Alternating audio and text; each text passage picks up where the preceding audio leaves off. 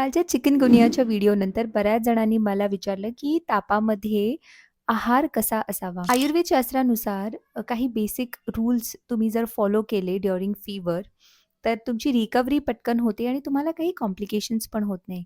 आणि हे नियम साधारणतः सगळ्या प्रकारच्या फीव्हर म्हणजे बॅक्टेरियल, व्हायरल आणि कुठल्याही वयातले असू दे, म्हणजे तरुण वयातले असू दे, वृद्धापकाळातले असू दे, कुठल्याही फीव्हरमध्ये हे लागू पडतात. सगळ्यात पहिला नियम म्हणजे की तुम्हाला तापामध्ये तुमची अग्नी जी आहे ती मंद झालेली असते. त्यामुळे भूक कमी लागते. अशा वेळेस जेवढी भूक लागेल, जेव्हा भूक लागेल तेव्हाच तुम्ही आहार घेणं रेकमेंडेड असतं. दुसरं म्हणजे काय खावं? तर सुरुवात तुम्ही मंड ह्या प्रिपरेशनपासून करू शकतात. मंड हे असं एक भाताचं सुपी प्रिपरेशन आहे, ज्यामध्ये 1 पट तांदूळ आणि त्याच्यात 14 पट पाणी घालून केलेलं प्रिपरेशन असतं. यामध्ये तुम्ही सुंठ आणि पिंपळी मूळ हे 2 स्पाइसेस घालू शकतात. पण जर पिंपळी मूळ नसेल, तर जिऱ्याची पावडरसुद्धा घालून ते देऊ शकतात. याने एनर्जी यायला इन्स्टंटली हेल्प होते आणि तोंडाची चवसुद्धा परत येते.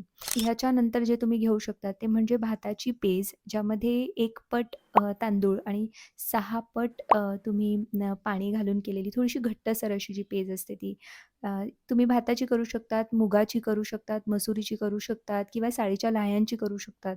वेगळ्या-वेगळ्या पद्धतीने तुम्ही ही पेज करू शकतात. त्याचबरोबर भाज्या खात असताना सुरुवात ही सूप्स ह्या फॉर्मॅटपासून करायची. सूप्समध्ये डेंगी आणि चिकनगुनियामध्ये सगळ्यात चांगलं म्हणजे शेवग्याचं सूप असतं. त्याचबरोबर गाजराचं सूप, कोहळ्याचं सूप किंवा लेमन कोरिएंडर सूप असे सूपसुद्धा तुम्ही घेऊ शकतात. पोळी भाजी फॉर्ममध्ये जेव्हा तुम्हाला खायची असेल, तर फुलके आणि त्याबरोबर फळभाजी म्हणजे घोसाळ्याची किंवा दोडक्याची किंवा भोपळ्याची अशाने सुरुवात करायला पाहिजे.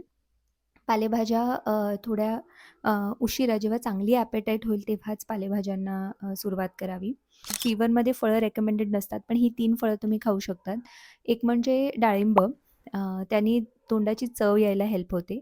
दुसरं म्हणजे लिंब, हे तुमच्या आमाचं पचन करतं आणि अग्नी पण वाढवायला, भूक वाढवायला हेल्प करतं. सो थोडं प्रमाणात 1 कपभर लिंबाचं सरबत ज्यामध्ये पुदिना आणि काळं मीठ घातलेलं असेल, असं सरबत तुम्ही घेऊ शकतात. आणि तिसरं म्हणजे आवळा.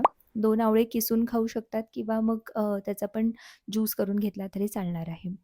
याचबरोबर जे तुम्ही पाणी पिता आहात ते सुद्धा कसं पिता, किती पिता ह्याला पण महत्त्व आहे.